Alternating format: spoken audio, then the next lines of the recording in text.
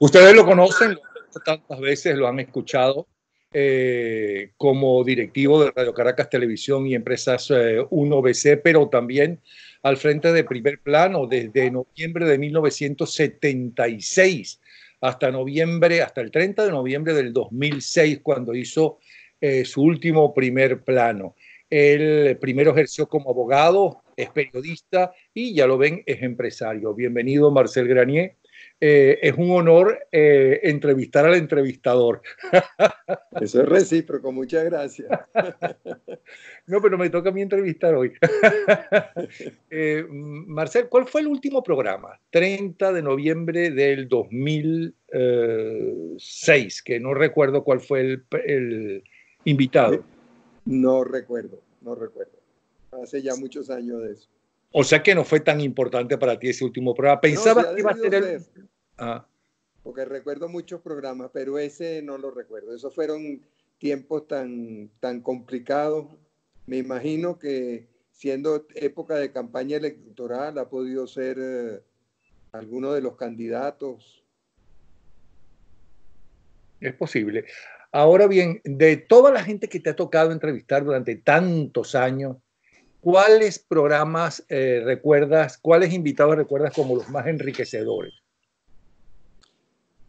Mira, varios, recuerdo varios. O sea, recuerdo, por ejemplo, mucho. Carlos Andrés Pérez siempre fue un magnífico entrevistado. Rafael Caldera, Arturo Uslar,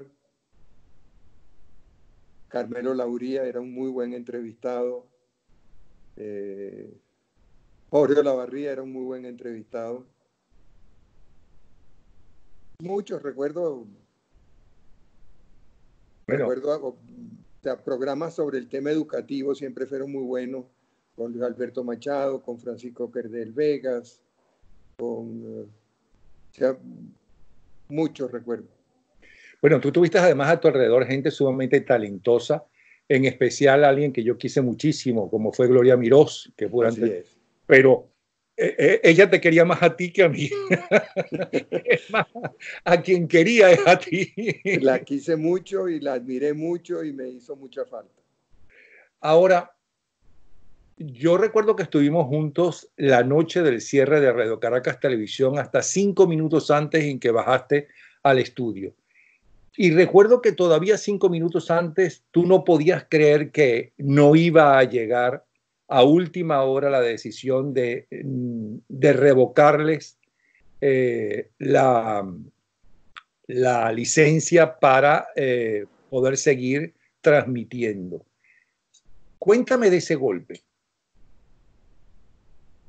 Mire, yo creo que eso, toda esa conspiración contra Radio Caracas Televisión, en el fondo fue la garra de la dictadura queriendo acabar con la libertad de expresión. Yo creo que Chávez tenía muy claro desde el año 92 que en Radio Caracas tendría siempre un defensor de la libertad, un defensor de la dignidad, y había que acallarla de alguna manera.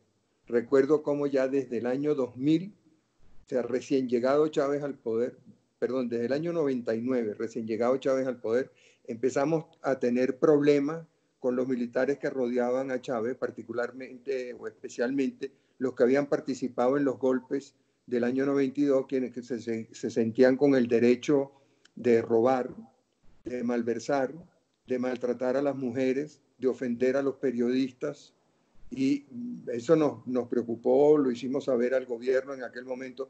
Había gente que todavía escuchaba, pero poco a poco fuimos viendo cómo la intención de Chávez era corromper a las Fuerzas Armadas para tener un aliado incondicional y acabar con la libertad de expresión. Pero no era la primera vez que cerraban a Radio Caracas, e inclusive, corrígeme si estoy en un error, es la versión que yo tengo, en la época de Lucinchi se te pidió que unas vacaciones, ¿no?, para suavizar el rechazo de Lucinchi por tu programa político, y las vacaciones fueron como director del periódico y como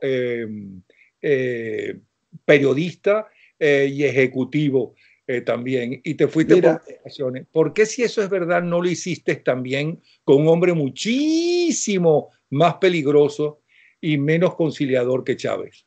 Bueno, vamos a enfocar la pregunta en sus dos partes. Primero, el presidente Lucinchi siempre negó esa versión y en una oportunidad, cuando ya yo tenía un año fuera de Radio Caracas Televisión y de Empresas 1BC, Simón Alberto Consalvi me invitó a su casa a conversar y en medio de la conversación se apareció Lucinchi siendo presidente de la República y una de las cosas en las que más insistió en la conversación es que él no había tenido nada que ver con eso, que si había habido abusos de parte del gobierno, pues él lo lamentaba y me pedía excusas y ahí se terminó el pleito, ¿no? Con respecto a por qué no lo hice cuando las amenazas de Chávez, déjame decirte que en cuanto Chávez o sus voceros empezaron a hacer correr la voz de que era un problema personal conmigo, yo hablé directamente con todos nuestros accionistas, con todos nuestros directivos y con todos nuestros empleados para plantearle que si el obstáculo era yo con mucho gusto me ponía de lado y renunciaba a mis cargos. Tanto los accionistas como los directivos como los trabajadores me pidieron de manera muy categórica, muy clara que me quedara. Yo creo que todo el mundo estaba perfectamente consciente de que aquello no era un problema personal, sino de que aquello era un proyecto político, como el tiempo lo ha demostrado. ¿Dónde están los equipos y los transmisores y las antenas? Supuestamente ya la mayoría en desuso porque no deben haber tenido en absoluto mantenimiento, porque si nada tiene mantenimiento, si las instalaciones petroleras no tienen, menos las antenas que nunca le devolvieron a Radio Caracas, o sea que se robaron. Sí, ellos se robaron todo lo que eran antenas, transmisores, microondas y lo pusieron en manos del director de Conatel. Ninguno de los directores de Conatel ha rendido cuenta de lo que ha hecho con esos equipos. Algún día tendrán que rendir cuenta, porque ellos son directamente responsables de lo que les ha pasado a los equipos. En muchos casos ni siquiera nos permiten el acceso a los sitios donde están los equipos, de manera que no te puedo decir en qué condiciones están. De los que hemos visto, que son una minoría, la mayoría han sido saqueados, pero algunos sí están en uso. Por ejemplo, las instalaciones de mecedores están en uso, las instalaciones de Jeremba están en uso. Se han robado todo lo que se podían robar, han descuidado todo lo que podían descuidar, pero como te digo, tarde o temprano van a rendir cuenta de lo que hicieron, tanto los directores de Conatel como los ministros, como el propio presidente de la República, porque es una obligación que está muy clara en la ley y en la Constitución y en la sentencia de la Corte Interamericana de Derechos Humanos que nos dio la razón. Ahora bien, si para uno que creció viendo Radio Caracas Televisión, y supongo que tú también, porque tenemos más o menos la misma edad, aunque tú eres mayor, por si a las moscas, fue un golpe demasiado fuerte e increíble ese cierre. Háblame con el corazón. Yo sé que eres abogado y ejerciste como abogado, ¿no? Y tu formación también, ¿cómo se llama? Te cuesta, pero, y eres más bien tímido, por lo tanto, pero háblame con el corazón. ¿Qué fue ese cierre de Radio Caracas Televisión para ti? Bueno, un golpe durísimo, durísimo. O sea, yo tenía en ese momento más de 40 años trabajando en Radio Caracas Televisión. Cuando yo llegué, éramos una pequeña empresa con muchos problemas económicos. En el momento del cierre éramos una gran empresa que no solamente tenía más de 3.000 empleados y le daba trabajo indirectamente a otras 5.000 personas. Tenía además una escuela de formación de personal de la cual yo me siento muy responsable, que tenía más de 7.000 alumnos. De manera que imagínate lo que uno siente cuando ve el trabajo de toda su vida, más el trabajo de toda la vida de gente como Peter o como Billy Phelps, destruido por el capricho de un arbitrario, de un abusador, de un déspota como Hugo Chávez. Te sientes muy mal, pero viendo la cara de toda la gente, y tú los viste aquella noche del cierre, yo me dije, o sea, el dolor yo creo que me duró poco, porque inmediatamente me di cuenta que nosotros teníamos que volver a ponernos de pie, y ahí empezó el proyecto de RCTV Internacional, que fue exitosísimo. En menos de 2 años nosotros teníamos el primer lugar absoluto, triplicando al que venía de segundo en todo lo que era la televisión por cable y satélite, y ya estábamos alcanzando en niveles de sintonía a los canales de televisión abiertos. O sea que sí, sientes un gran dolor y sientes una gran tristeza de ver todo lo que se ha destruido, pero también eso te da ánimo y entusiasmo para seguir en la lucha y para emprender otras cosas. Pero aquella noche lloraste en tu casa cuando llegaste a tu habitación. Mira, después de grande solo lloré el día que murió papá.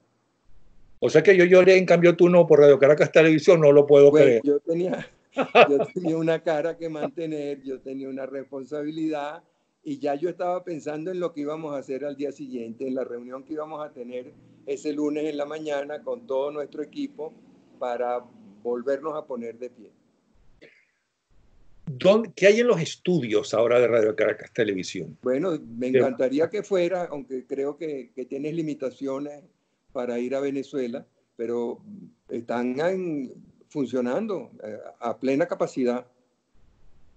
Pero para trabajar para otras emisoras en el extranjero. Sí, sí. Bueno, y para nosotros, para producir y vender.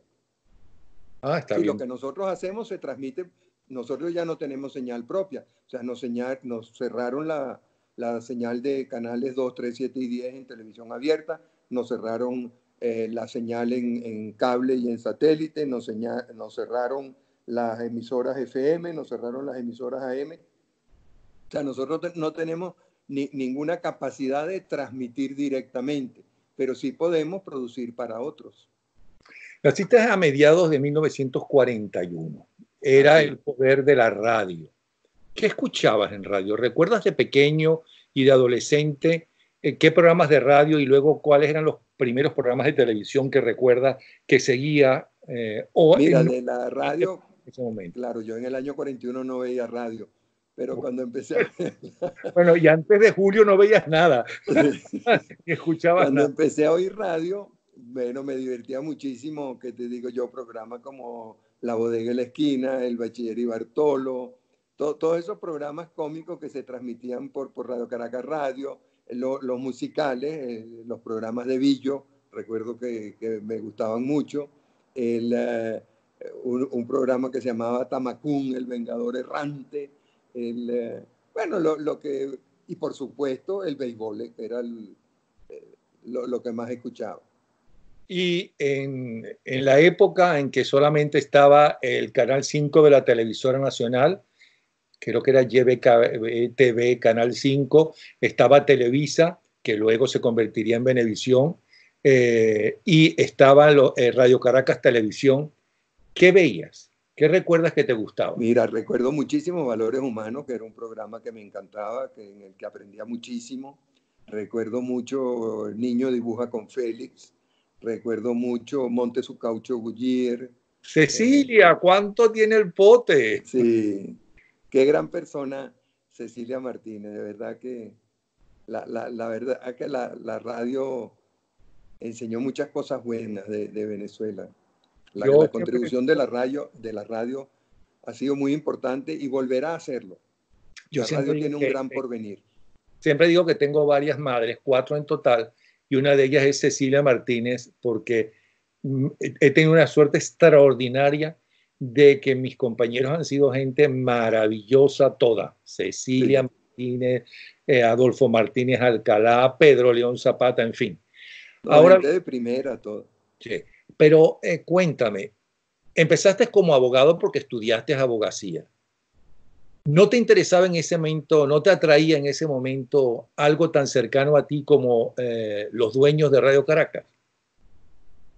Mira, no, yo estudié abogacía por convicción, una carrera que me fascina, todavía leo derecho cuando puedo. El, uh, Después hice un posgrado en finanzas y otro en administración de empresas. Y ahí aprendí el uso de las computadoras, me fascinó todo lo que veía venir de lo que se ha llamado la revolución tecnológica, la revolución digital, y eso fue lo que de una manera indirecta me llevó a Radio Caracas. Un día Billy Phelps me preguntó lo que había hecho en el posgrado, entonces le comenté el trabajo que habíamos hecho con las computadoras que estaban en ese momento pues empezandito. La computadora de la universidad tenía una capacidad de 128K, cuando uno hoy en día un teléfono tiene 1000 veces eso. Entonces le comenté, entonces me pidió que lo ayudara a modernizar todo el tema de la contabilidad y el procesamiento de datos en Radio Caracas Televisión. Eso hizo que empezara a frecuentar a Radio Caracas Televisión, y ahí se presentaban problemas jurídicos que yo atendía. Recuerdo un problema con la Feria de la Alegría, con un carro que habían entregado como premio. Recuerdo un problema fiscal importante que también había que presentar un recurso en las 36 horas siguientes al momento en que me lo plantearon. Llevé todo mi escrito a la Corte Suprema en borrador y lo tuve que exponer, ni siquiera tuve tiempo de pasarlo en limpio. Y así pues vino el problema de la rastreadora, que fue un problema muy interesante, que me enseñó muchísimo. Ahí vi por primera vez, ya viví en carne propia, la mentalidad abusiva de la burocracia venezolana y la orientación socialista confiscatoria de muchos dirigentes importantes del país. Eso me preocupó mucho. Sacamos adelante ese proyecto. Después vino todo el problema también con la transmisión del Mundial de Fútbol en el año 70. Y así me fui quedando como abogado. Después me pidieron un estudio sobre la viabilidad de Radio Caracas Televisión, que lo presenté y después terminé quedándome. A mí una de las cosas que me preocupan de la Venezuela cuando entra en el siglo XXI, porque a Venezuela le está pasando lo mismo que cuando entró en el siglo XX, que siempre entramos con dictaduras. Claro, no estoy comparando ni remotamente una dictadura que tiene cosas muy positivas como la de Juan Vicente Gómez, pero dictadura al fin. Yo creo que le debemos la existencia de Venezuela a Juan Vicente Gómez, porque acabó con todos los caudillos y empezó a unificar con carreteras el país, a este desastre total que hay, que estamos a punto de perder el país y de dividir el país. Pero yo una de las cosas que siento, y le hablo al periodista, es que en Venezuela lo que yo viví era una gran amplitud de libertad de expresión.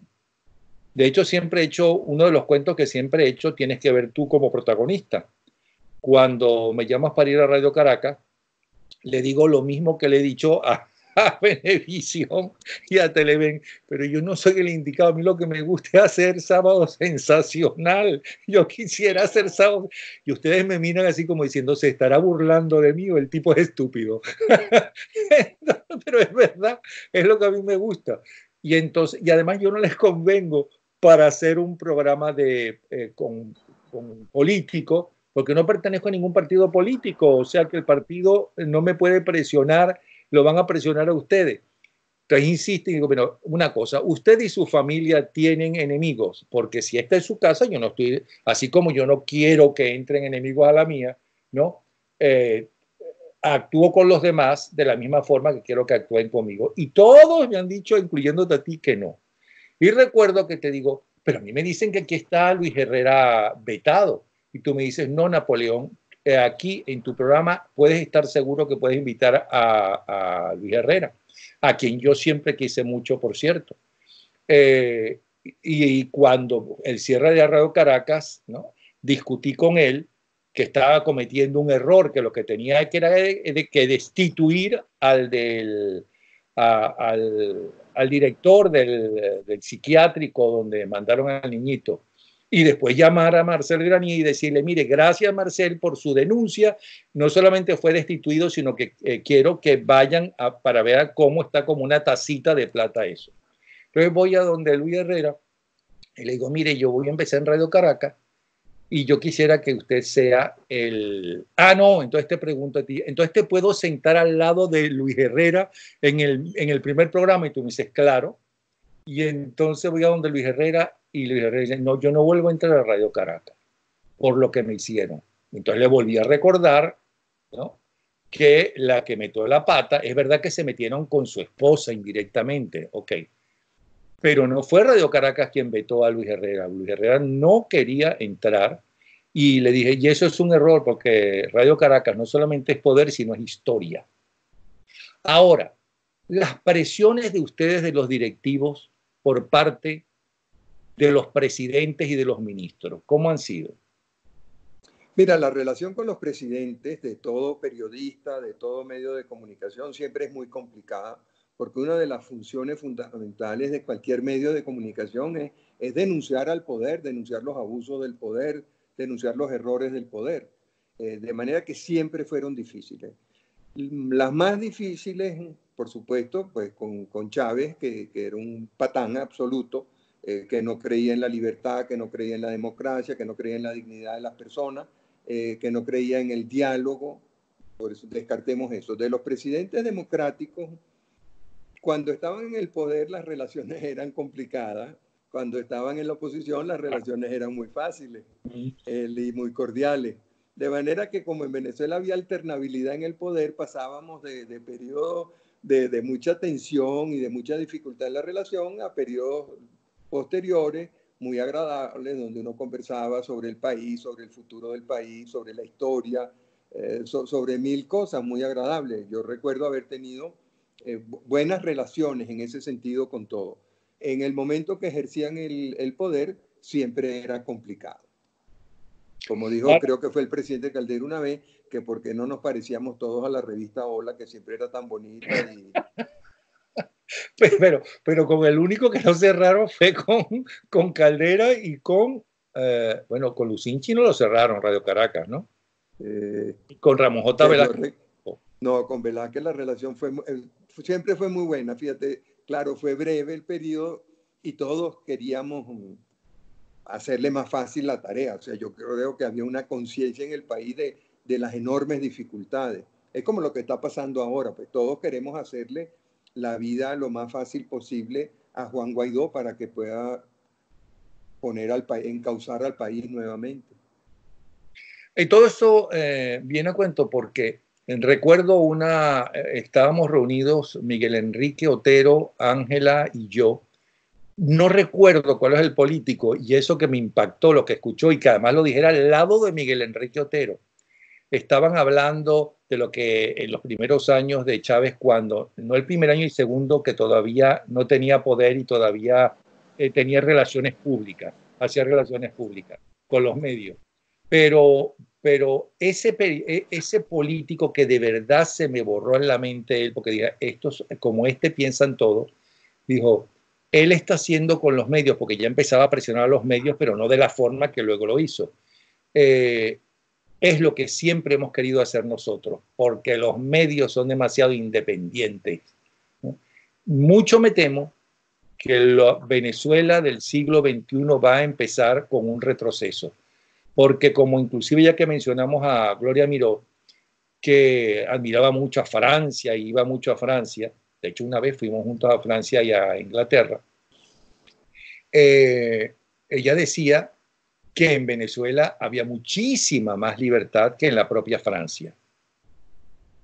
Me temo que lo que viene, por lo menos en los primeros años, va a ser no lo que se ve ahora, pero que se va a coartar la libertad como antes no se hacía. ¿Qué piensas tú de eso? Mira, no estoy de acuerdo. Yo creo que, primero creo que los medios tradicionales, los que tú y yo conocemos y donde trabajamos, están en un proceso de debilitamiento creciente y que están apareciendo nuevas formas de comunicación. Yo recuerdo hace 40 años un pequeño ensayo que yo escribí sobre el futuro de las comunicaciones y yo decía que íbamos a formas mucho más directas de representación. Uno de los grandes problemas que estamos viendo ahora es una desconfianza enorme de la gente hacia todos los intermediarios que ha tenido. O sea, los medios de comunicación en relación con todo lo que es la información, los dirigentes políticos en lo que es su representación ante los poderes. De manera que vemos que esos intermediarios han perdido la confianza de la gente y la gente está buscando formas directas de comunicarse. Y por eso tú ves que hay problemas, en este momento hay problemas en el mundo de todo tipo y de todos los regímenes. O sea, desde los problemas que vemos en Hong Kong con la dictadura china, o los problemas que vemos en Chile con un gobierno liberal, democrático, exitoso, los problemas que vemos en Bolivia, en Ecuador, a donde tú te voltees hay problemas, y esos problemas, una de las cosas que te ponen de manifiesto es que la gente ya no confía en los intermediarios. Ya la gente no forma su opinión en base a lo que escucha en los programas informativos o en los programas de opinión. Ya la gente no cree en lo que le dicen sus diputados y sus dirigentes políticos, sino que está buscando formas directas. Y unos dirigentes de esta época, del siglo XX, cuando empiezan a aparecer, del siglo Bueno, XXI. fíjate, una de las cosas que vemos en Venezuela, y es parte del problemón que tenemos en Venezuela, aparte de todo lo que es la destrucción del Estado y el desmoronamiento del país, uno de los grandes problemas es que la gente confía en muy pocos dirigentes. O sea, tú tienes dirigentes que hasta el año 2000 o tenían influencia en el país, tenían participación, representaban partidos políticos con mucha tradición y con mucha fortaleza, y que hoy en día no le hablan a nadie. O sea, por ponerle nombre y apellido, Acción Democrática y COPEI hoy en día no representan nada en Venezuela. La gente no quiere nada que ver con ellos, a pesar de la gran historia y de los grandes logros que tuvieron en la construcción de un Estado democrático, de un Estado libre, en la búsqueda y la reivindicación de nuestros territorios y de nuestras áreas marinas. Hoy en día la gente no les reconoce nada, no les interesa, no quieren oírlo. Como en 1920 tú le hubieses hablado a la gente del gran partido liberal amarillo, y ni te entendían, ni sabían de qué les estabas hablando, ni les interesaba. O sea, así como los partidos liberal y conservador desaparecen en el cambio del siglo XIX al siglo XX, los partidos Acción Democrática, COPEI y más desaparecen con el cambio del siglo XX al siglo XXI. Y vemos que están apareciendo nuevos dirigentes. Y vemos cosas tan curiosas como al principio la gente va buscando los nuevos liderazgos. Y entonces aparece Julio Borges, después aparece Leopoldo López, después aparece Enrique Capriles y aparece María Corina Machado. Y tú ves cómo, sobre todo en los casos de los tres primeros, ellos van desapareciendo de la escena política, y entonces aparece una nueva figura que es Juan Guaidó. Juan Guaidó aparece al mundo político en el año 2007 con ocasión del cierre de RCTV. Es una persona completamente nueva que no ha militado en ninguno de esos partidos tradicionales y que ni siquiera ha vivido en democracia, pero cree en la democracia, cree en la libertad y logró enganchar con la gente. ¿Y qué es lo que hace que una persona enganche hoy en día con la gente? No lo sabemos. Es algo que todavía está tan nuevo que lo ignoramos, porque esta revolución tecnológica viene ocurriendo de una manera tan rápida que no nos damos cuenta de lo que pasa. O sea, cuando se inventa la imprenta, por allá por el año 1515, de ahí a que aparezcan los medios por los cuales la gente se va a comunicar ya masivamente, pasan más de 200 años para que aparezcan los primeros periódicos. Aquí no sabemos, aquí están apareciendo miles de medios de comunicación a través de Instagram, de Facebook, de Twitter, bueno, cualquiera, y se crean fenómenos comunicacionales que todavía no entendemos. Y eso provoca en la gente mucha angustia, y esa angustia provoca temor, y eso es lo que explica, creo yo, que la gente esté tan descontenta en países tan disímiles como Hong Kong o Chile o Bolivia o los Estados Unidos o Francia o Italia o España. O sea, ve el caos que hay por todos lados. Y es, yo creo, fruto de esa angustia que provoca el cambio tan violento de los medios de comunicación. Ahora, estos nuevos dirigentes, ¿cómo los ves? ¿Cómo son ellos? Unos dicen que son muy sectarios, otros dicen que están muy preparados, pero que ellos leen mucho, pero con 1500 caracteres. Otros dicen que que son como los de antes y que se dejan manejar por Ramos Alub y por otros. ¿Cómo los ves tú? Mira, te En líneas confieso que, generales, sin mencionar a ninguno, en líneas generales. bueno, pero te puedo mencionar los dos comunicadores más exitosos en este momento. ¿Quiénes son? Por un lado, Donald Trump, cosa que entendemos perfectamente porque es el presidente del país más rico del mundo y más poderoso del mundo, con las Fuerzas Armadas más importantes que jamás hayan existido. Ese caso lo entendemos. Pero por otro lado, tienes una de estas niñitas, Jenner, hermana de las Kardashian, que tiene 150 millones de seguidores en Instagram.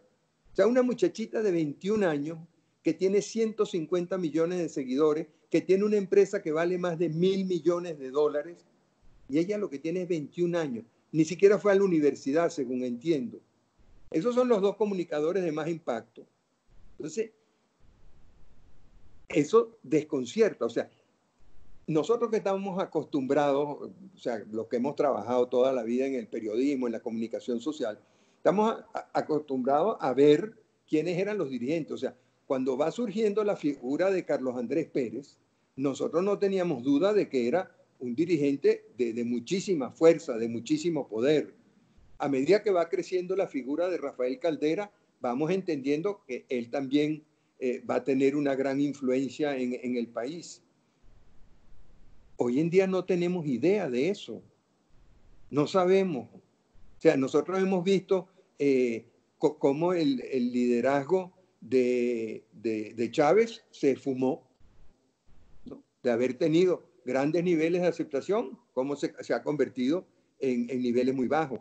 Lo mismo hemos visto con el caso de dirigentes importantes como Enrique Salas Romer, o como Julio Borges, o como Leopoldo López, o como Enrique Capriles. O sea, vemos que no entendemos cómo se crea ese enganche entre la gente y la dirigencia. O sea, no hace nada. Sebastián Piñera fue elegido con una mayoría importante presidente de Chile. Y por Míralo hoy en segunda día, vez. por segunda vez. Hoy en día está totalmente desconcertado. Tú lo ves que está como un pollo descabezado. Y así vemos, mírame el desastre que está ocurriendo en España en este momento, o en Italia, o en Estados Unidos. O sea, cómo surge la candidatura de Donald Trump, que ni siquiera era republicano y que derrota a 16 candidatos republicanos, y vemos cómo el Partido Demócrata ahora también tiene más de 15 candidatos, todos enredados entre ellos. No, nadie sabe qué es lo que la gente quiere, qué es lo que la gente busca. Y eso, volvemos al tema inicial, ese desconcierto produce confusión, esa confusión produce angustia, esa angustia produce miedo, y ese miedo hace que la gente pues salga a la calle en la forma que está saliendo. O sea, ¿cómo vamos a salir los venezolanos de este lío en el que estamos metidos? ¿En qué dirigente vamos a confiar? En enero de este año, o sea, hace 10 meses, estábamos todos sorprendidos y encantados con el éxito que había tenido Juan Guaidó. Tenía todas las condiciones para imponerse, y vemos cómo poco a poco eso se ha venido debilitando. Todavía mantiene un liderazgo claro, pero ya la fe que había hace 10 meses no es la misma que hay hoy. Y así lo mismo en todos los países. Hay un desconcierto total con la situación y con los cambios. O sea, ¿cómo es posible que el pueblo venezolano tolere la situación en que está? En donde los mandos del país están en manos de unos delincuentes, asesinos, narcotraficantes, ladrones. ¿Cómo puede un país aceptar eso? ¿Cómo puede una Fuerza Armada que dice, que ha jurado una constitución, que dice defender el territorio, la independencia, la soberanía y la seguridad de la gente, haberse convertido en un instrumento de mafias, de narcotráfico, de ladrones, de traficantes? Son cosas que no entendemos. Pero tú estás optimista de que esta gente va a pasar. ¿Por qué estás optimista? Porque al principio lo decía. Que iban No, a... mira, yo no soy tan optimista así. O sea, Siempre decimos, no, esto tiene que tocar fondo, esperemos a que toquemos fondo y entonces vamos a rebotar como el gran país que somos. Pero es que esto es el infierno y el infierno no tiene fondo, Napoleón. El infierno no tiene fondo. O sea, si los venezolanos no somos capaces de resolver el problema, digámoslo francamente y volquémonos a buscar ayuda afuera. O sea, Simón Bolívar, por citar un caso abusado, no tuvo empacho en salir a buscar apoyo fuera y tenía su legión británica y nunca tuvo complejo con eso. Yo creo que Venezuela está en una situación, no sé, parecida a la de Somalia, pues. Está tomada por unas bandas de gángsters, además de asesinos, sin escrúpulos de ningún tipo. Entonces, ¿cómo salir de esto? Yo siempre he creído que el problema de Venezuela solo lo podemos resolver los venezolanos. Pero mira, parece que como que no. Entonces, si es que no, yo creo que esa es la gran discusión que tenemos que tener. ¿Somos o no somos capaces de resolver el problema? Porque si no somos, mira, el mundo tiene un problema en Venezuela. La destrucción de la Amazonía más grave que está ocurriendo en este momento está ocurriendo en Venezuela, donde además son formaciones geológicas únicas en la Tierra. Y eso se está destruyendo y sabemos lo difícil que es recuperar esa zona por su composición geológica y por su flora, su fauna, todo eso. El saqueo que está ocurriendo ahí, la participación de Venezuela en el narcotráfico es una cosa que está creando problemas en toda Centroamérica, en los Estados Unidos, en Colombia, en Bolivia, en Perú, las migraciones de Venezuela. O sea, ya han salido de Venezuela más de 5 millones de personas. Colombia no tiene capacidad para manejar eso. Mira, una de las causas del declinar venezolano fue la inmigración desordenada de los años 70 y 80. Que ¿Por qué? colapsó. Colapsó. Que Sí, colapsó. Venezuela no tenía capacidad para educar a esa gente, para darles comida, para darles trabajo, para darles seguridad, para darles vivienda, escuela, hospitales. Bueno, ese problema similar se le está presentando a Colombia. Por el momento van 2 millones de personas que han ido, más los que se han ido con su pasaporte colombiano. O sea, podemos estimar que son bastante más de 2 millones, porque a Venezuela entraron 3 millones de colombianos. O sea, en la medida en que eso siga creciendo, como va a crecer a 3 millones, a 4 millones, Colombia no tiene capacidad. Además, ya Colombia tiene el enemigo adentro. O sea, la FARC son una fuerza dentro de Colombia apoyada por los cubanos, por Maduro y por el Foro de San Paulo, que lo que quieren es descoyuntar a Colombia, lo que quieren es que a Colombia le pase lo mismo que a Venezuela, que caiga en manos de las mafias del narcotráfico. En Perú tampoco tiene, ya lleva cerca de 1 millón de venezolanos.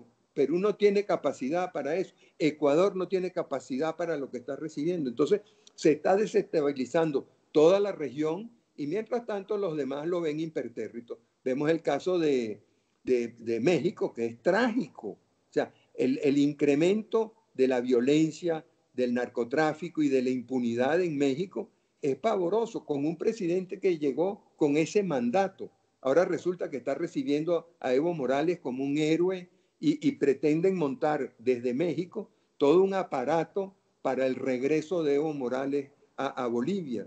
Entonces, ese es un cáncer que se está expandiendo por toda la región. Si el mundo quiere seguir viendo eso impertérrito, pues va a pagar las consecuencias. O sea, todo ese desprecio de sectores importantes de Europa y sobre todo de la izquierda hacia Venezuela y hacia Latinoamérica en general, donde vinieron a experimentar todas sus formulitas, como lo hicieron primero en Cuba y después en Venezuela con todo el grupete ese de Podemos. Bueno, eso ha tenido unas consecuencias, pero esas consecuencias se van a revertir ahora hacia ellos. O sea, todo eso que ellos predicaron en Venezuela, se les está presentando ahora en España.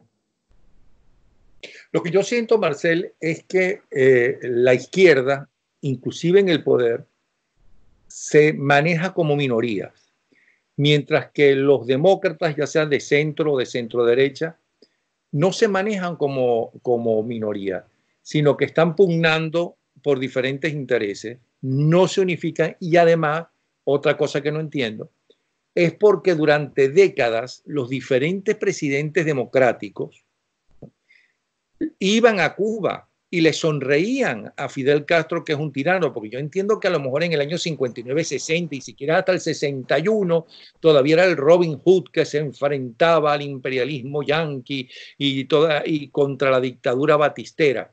Ok, pero es que ya a partir del 61 se convierte en un tirano. Y entonces tú ves que inclusive en los años 70 e inclusive con el regreso de Carlos Andrés, un tipo amplio, agradable, ¿no? Demócrata, pues tenía como gran amigo a Fidel Castro y se reunían en su segundo gobierno en Lorchila, por ejemplo. Eh, ¿Por qué hacen eso? ¿Por qué le sonríen a un tirano? En cambio, primero le criticamos a Piñera, en cambio, el dictador de Chile, ¿vale? Que levantó a Chile, justamente. Pinochet. Pinochet sí es un asesino, pero Fidel Castro no. Entonces, yo no acabo de entender. ¿Y cómo explicas tú eso? Bueno, son las contradicciones Bueno, que han perdona, tenido. los reyes de España no están en Cuba. Bueno, ¿Qué pero yo creo hacen que los reyes de España en Cuba? bueno, fíjate, yo creo que fueron enviados por el gobierno. Yo creo que parte de las responsabilidades del rey es seguir las instrucciones del gobierno. Pero fíjate que una vez que estuvo allá, aprovechó y se las cantó bien claras. Ah, O sea, en una cena en privado con su gente allí, no a través de la televisión, porque la bueno, pero televisión cubana nunca lo dijo, nunca lo sacó. el discurso se ha conocido en el mundo Ah, entero. sí. O sea sabemos que el rey Felipe VI tuvo una posición digna en el caso este. Y bueno, tuvo que cumplir una misión. Ese es parte de su responsabilidad como rey. Él no es un monarca absoluto, él es un monarca constitucional sometido a unas reglas y unas obligaciones. Y si no le gusta, pues puede hacer como el padre que renunció y le abre el camino a su hija. Y si no, pues cumple con eso de la mejor manera que puede. Yo, al igual que tú, lamento muchísimo esa visita.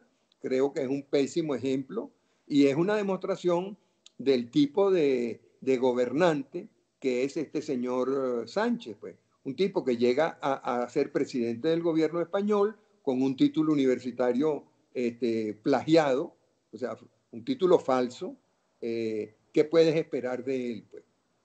Pero la pregunta que te hacía es, ¿cómo entiendes que ya en los años 70, 80, 90, todavía en vida Castro, habiendo sido acusado de asesino, los fusilamientos eran por televisión a la hora del almuerzo del pueblo cubano, habiendo sido acusado de apoyar el narcotráfico porque así supuestamente era un hecho revolucionario contra los Estados Unidos, todavía los dirigentes democráticos le sonreían e invitaban a Fidel Castro. Bueno, era una manera de llamarle la atención a los Estados Unidos.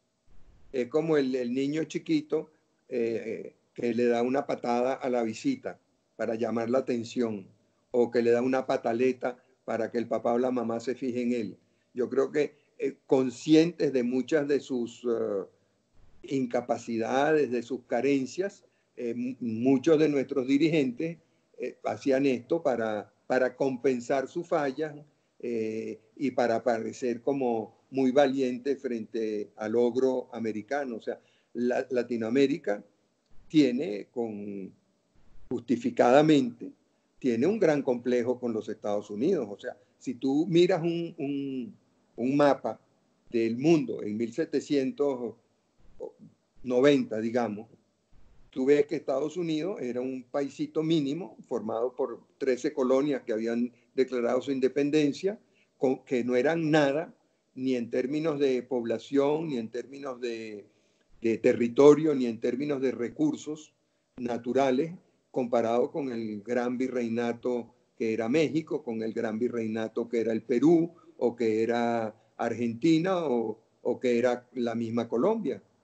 Y sin embargo, esas 13 colonias, con un conocimiento claro de qué era lo que querían lograr, se fueron expandiendo y se fueron desarrollando. Y mira, hoy en día, ¿qué es América Latina al lado de los Estados Unidos? Podemos decir todos nuestros grandes logros en materia cultural y en materia artística, pero políticamente no somos nada, militarmente no somos nada comparados con ellos. Y no es por pitillanquismo, o sea, simplemente la realidad. Sí. Bueno, hay un libro excelente que yo siempre recomiendo sobre el fracaso económico del sur del Río Grande, en casi todos los países, no en todos, que se llama ¿Por qué los países fracasan? Que hacen y explican, entre otros ejemplos, la diferencia entre cómo son las leyes en los Estados Unidos y cómo son al sur del Río Grande. Inclusive hay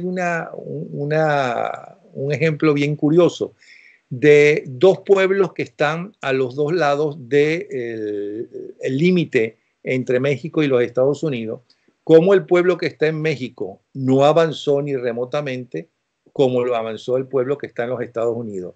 Y eso ellos lo alegan justamente a razones económicas y razones de las leyes de los Estados Unidos y cómo la sociedad ve y mira a su forma de reaccionar y su forma de vivir y su forma de vida. Se llama ¿Por qué los países fracasan?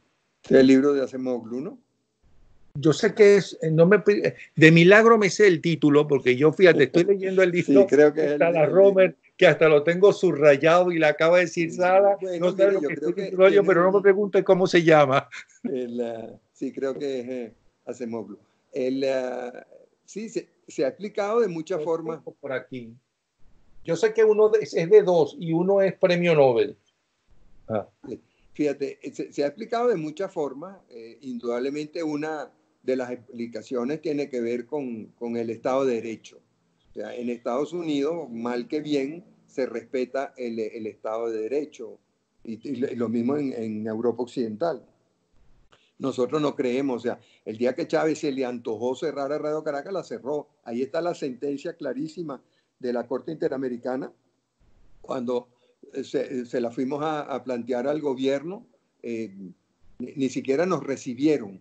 Fuimos entonces al Centro Carter, que había ofrecido y prometido que se respetaría la libertad de expresión y que ellos serían una vía de comunicación con el gobierno, y a pesar de las excelentes relaciones que la señora McCoy tenía con Maduro, nunca logró ni siquiera una entrevista para entregarle la sentencia, para que resolvieran en base a lo que la sentencia decía. De manera que ese irrespeto total por la ley, por el Estado de Derecho, es una explicación, pero también hay una voluntad y una vocación. Voy a usar un ejemplo que he visto en esta entrevista. Tú eres un caso bien excepcional de venezolano que cuando habla del presidente Pérez lo hace con respeto, con afecto y con reconocimiento. Y cuando te tocó hablar del presidente Herrera, igual, hablaste con afecto, con respeto, con consideración. En la mayoría de los venezolanos creo que cayeron en ese discurso de la izquierda de pintar a toda la dirigencia política como una pandilla de sinvergüenza, de flojos, de ineficientes o de ladrones.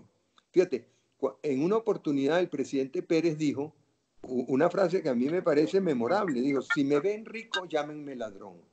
Bueno, el presidente Pérez murió pobre. Su familia, tanto su primera familia como su segunda familia, son pobres.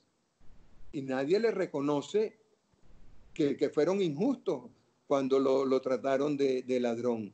El presidente Herrera también murió de una manera, o sea, no era ningún hombre rico ni próspero, ni hemos visto en su familia ningún alarde de riqueza, como los vemos ahora con los hijos de Chávez, los hijos de Maduro, los Cabello, los Rodríguez.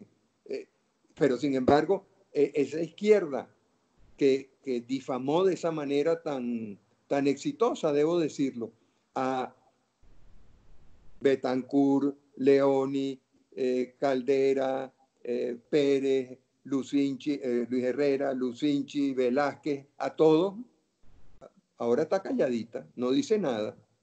Entonces, ese también es parte. Tú ves en los Estados Unidos y tú buscas libros sobre los presidentes americanos y encuentras libros que se dedican a buscar cuál fue el aporte de esa persona a los Estados Unidos. No es que no lo critiquen, porque sí lo critican, y es un país donde hay mucha libertad en ese sentido, pero también tú ves todo lo positivo que hizo.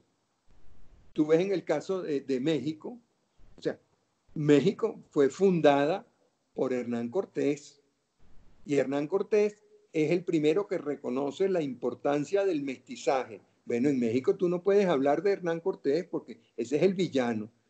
Y después en otro momento de su historia, Porfirio Díaz, al igual que Antonio Guzmán Blanco, que Juan Vicente Gómez en Venezuela, puso orden en México y hizo aportes importantísimos al desarrollo de México. Pero ese es un villano, ese no se le reconoce nada porque ese no es parte de la revolución.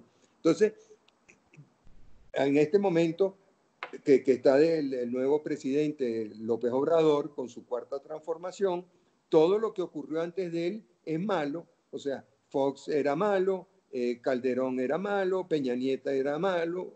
Entonces, tú dices, ¿cómo vas a construir un país si continuamente le estás diciendo a tu población que quienes lo gobernaron hasta ese momento eran unos ineptos, unos bandidos, unos despatriados? Así no se puede hacer un país. Y hay algo muy peligroso, yo creo, volviendo a una de tus preguntas. En el mundo está ocurriendo una radicalización muy peligrosa.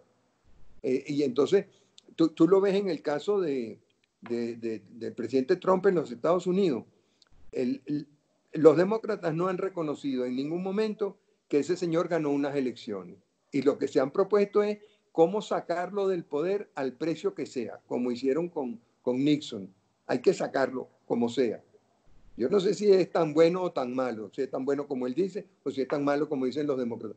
Pero ese señor ganó unas elecciones, déjelo gobernar y después lo enjuicia. Además hay todo un proceso ahora en donde puede haber reelección o no. Bueno, si la gente no le gusta, que no lo reelija, como no reeligió a Jimmy Carter, como no reeligió a George Bush padre, y ya está, y se acabó el problema. Y en el caso de George Bush padre, con tan buen gobierno que hizo, por cierto, tan excelente gobierno que hizo. Pero hay eso, hay una fanatización de la gente que yo creo que es fruto de la rabia. Hay una gran pérdida de algo que tú comentabas hace un rato, de la capacidad de diálogo, la capacidad de entendimiento.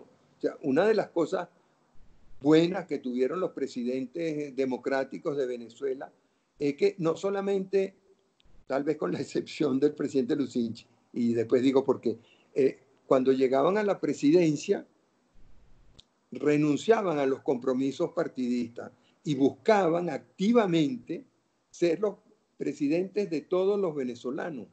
Y eso lo hizo Betancourt, lo hizo Leoni, lo hizo Caldera, lo hizo Pérez, pero ni el presidente Herrera ni el presidente Lucinchi lo entendieron. O sea, el presidente Lucinchi, primero, aquel horror de nombrar a todos los gobernadores, de nombrar gobernadores a todos los secretarios generales de Acción Democrática, o sea, una partidización del Poder Ejecutivo inaceptable, o aquellas declaraciones que alguien soltó, hizo públicas del presidente Herrera diciendo que había que acabar con los adecos.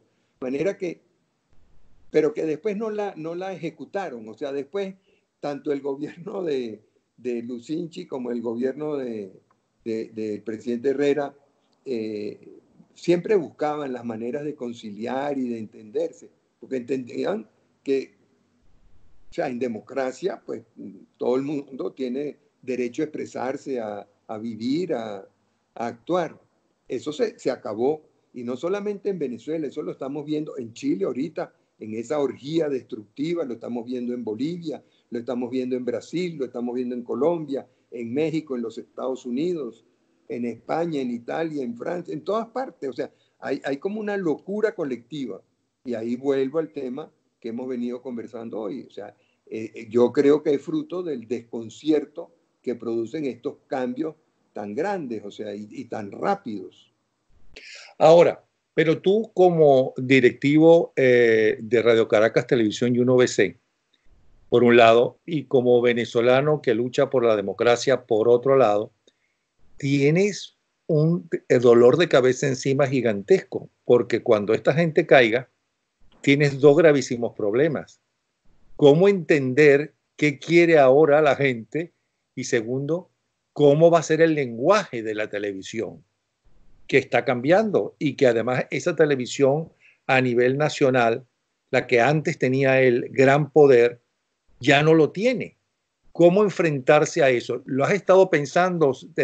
¿Puedes dormir en las noches?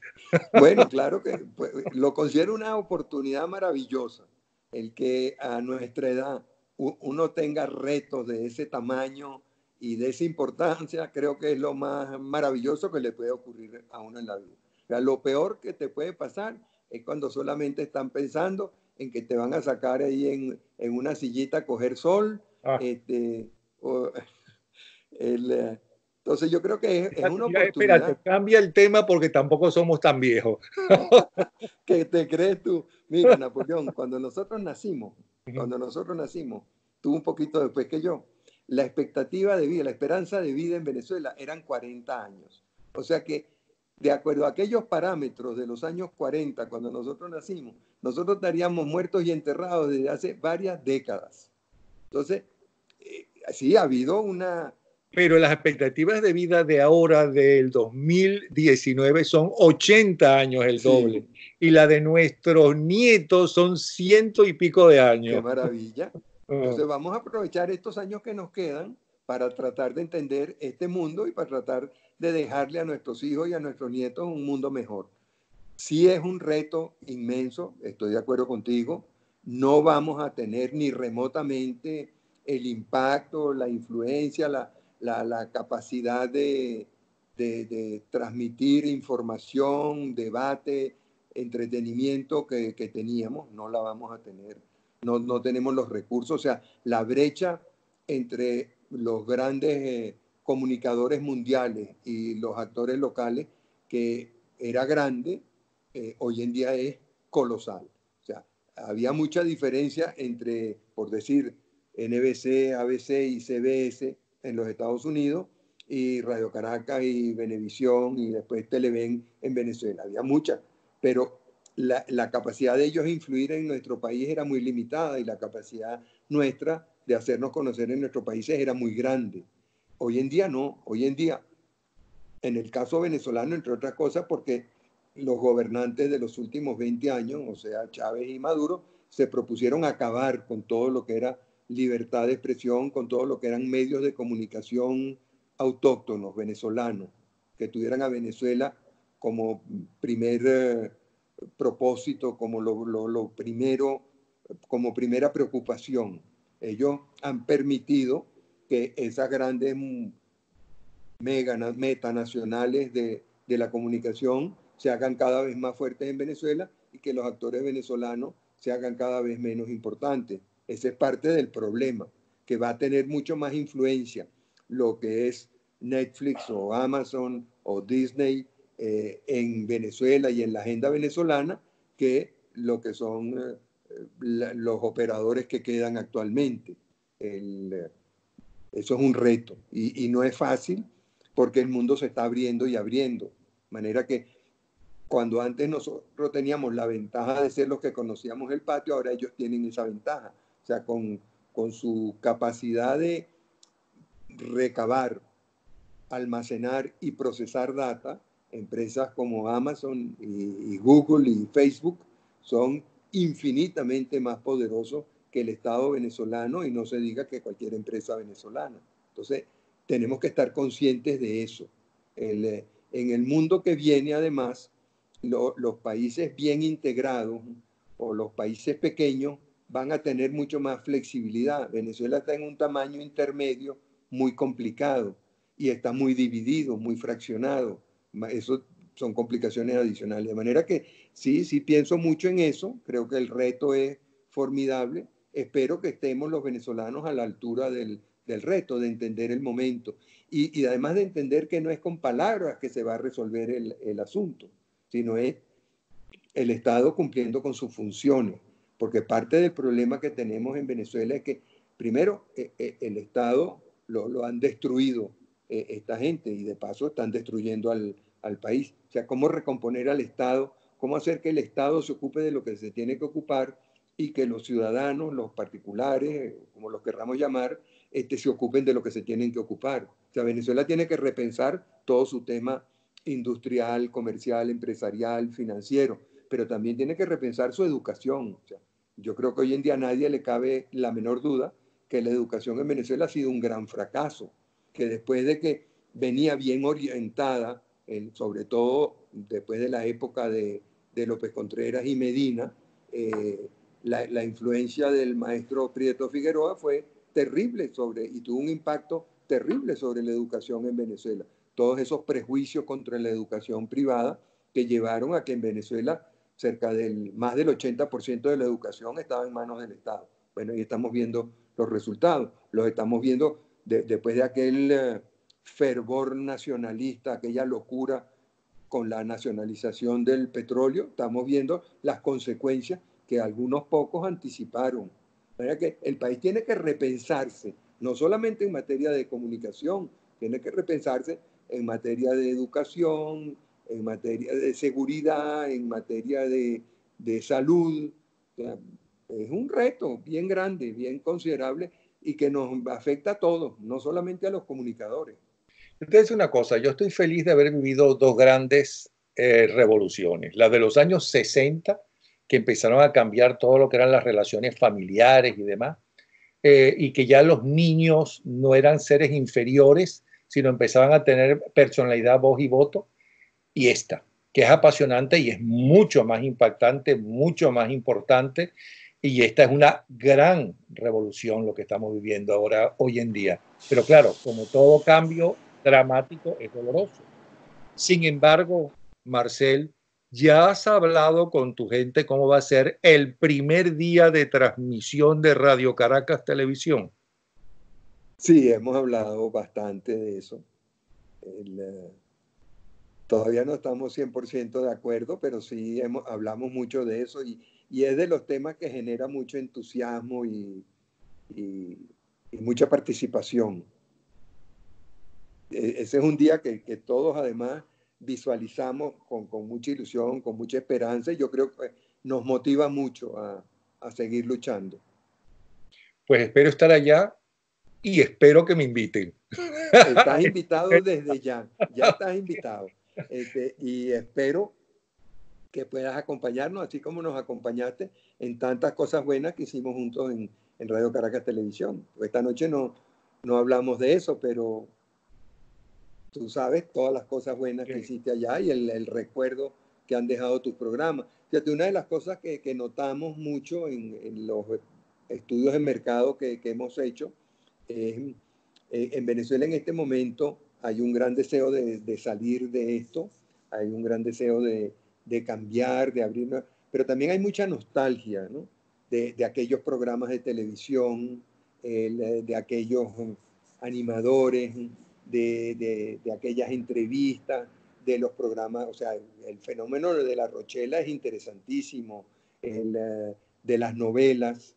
Fíjate, y este tema de la nostalgia no solamente es un tema de los venezolanos. Disney acaba de inaugurar una plataforma fabulosa, poderosísima, más de 10 millones de suscriptores el primer día, y el programa con el que empiezan es La novicia rebelde. O sea, tú estás hablando de cuando empezamos nosotros en la televisión, aquellos años, finales de los años 60, o sea, el viaje del hombre a la luna, el festival de Woodstock, y La novicia rebelde es parte de eso, ¿no? Y la gente, ese es un tema que le interesa. Ahorita está causando sensación, tú sabes que a mí me gustan mucho los automóviles, pero está causando sensación una película que acaban de presentar de la gran batalla de Ford y Ferrari.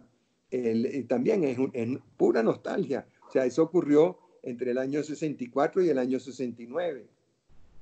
Bueno, no me lo vas a decir a mí que el programa que he tenido toda mi vida se llama Gente en Ambiente, que dura 6 horas, 3 los sábados y 3 los domingos, y es lo que se leía, lo que los artistas, los deportistas y las canciones del día que aparece el programa en los distintos años, en las distintas décadas. Claro. Creo Y que eso es, le gusta a la gente, claro que le gusta a la gente, sí porque le eso gusta. lo hace volver a sus raíces, eso le transmite seguridad. O sea, en medio de todos los cambios que estaban ocurriendo en los años 60, el recordar eso nos transmite seguridad, porque nosotros sorteamos todos esos obstáculos, todos esos cambios con éxito. Entonces, cuando tú te acuerdas de eso, dices, bueno, si pude en aquella época, ¿por qué no voy a poder ahora? Sí, es posible.